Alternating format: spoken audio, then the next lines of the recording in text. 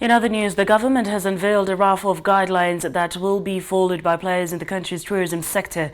Tourism and Wildlife Cabinet Secretary Najib Balala has said the Safe Travel Health and Safety Protocol will form part of the tourism sector's roadmap towards the reopening and restart of various businesses in the tourism sector. And as Victoria Munga reports, Kenya has now been listed among 80 global destinations that have been certified and authorized to use the World Travel and Tourism Council's Safe Travel Stamp that will enable travelers to recognize Kenya as a safe destination once the country reopens and implements the newly unveiled health and safety protocols. In April, President Uhuru Kenyatta announced the cessation of movement in and out of Nairobi, Mombasa, Kilifi and Kwale counties as part of a raft of measures aimed at controlling the spread of the COVID-19 in the country. The 4 counties were at the time the counties in which the virus was most prevalent. The president further banned social gatherings, resulting in the closure of religious sanctuaries, restaurants, bars and other social places. 3 months on, Kenya's tourism sector has borne the brunt of these measures and recorded 80 billion shillings and counting in revenue losses. At least 2.5 million Kenyans have been rendered jobless as a result of closure of tourist and hotel facilities. Tourism Cabinet Secretary Najib Balala concedes that a further lockdown will drive tourism into a state of complete collapse. If we open in September, there'll be a 70% negative impact. And if we open in December, there'll be 78% negative impact. That's why sometimes we are pushing the Minister of Health. We must open. Because it's not just about lives, it's also about livelihoods. It's against this backdrop that the Ministry of Tourism and Wildlife formed a task force to formulate protocols to guarantee a safe reopening of the tourism sector.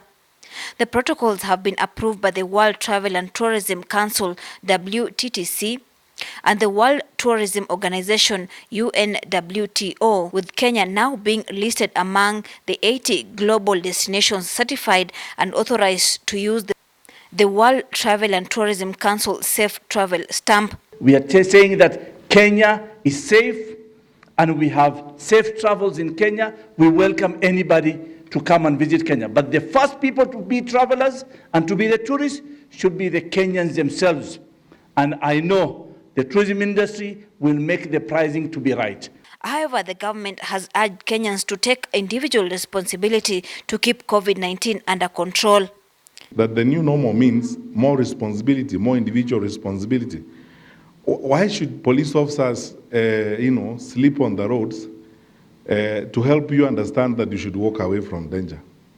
When in actual fact, you know that driving out to a particular place means endangering, first of all, your own life, then the life of your family members and the lives of other people in the community.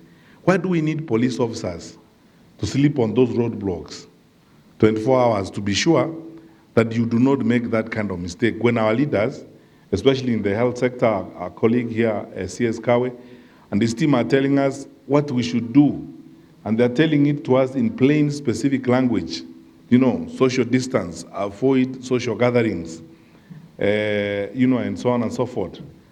When a group of people travel, and all these are adults, and sometimes let's think about this, and they are adults, get into a van, 11 or 12 of them, put up a coffin, a fake coffin on top of the van, and travel 380 kilometers away from Nairobi, purporting to go to a funeral, or whatever the case there may be, and lying through the roadblocks, and doing all manner of things through the roadblocks, as they endanger their own lives, the lives of their family members, and many other people. Why should police officers be on the road to help you not to do this?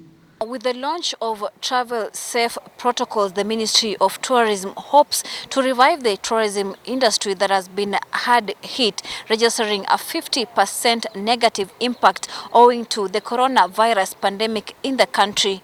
With no end in sight yet on the COVID-19 pandemic, experts say the earliest that the international tourism could either recover is either mid or end of 2021.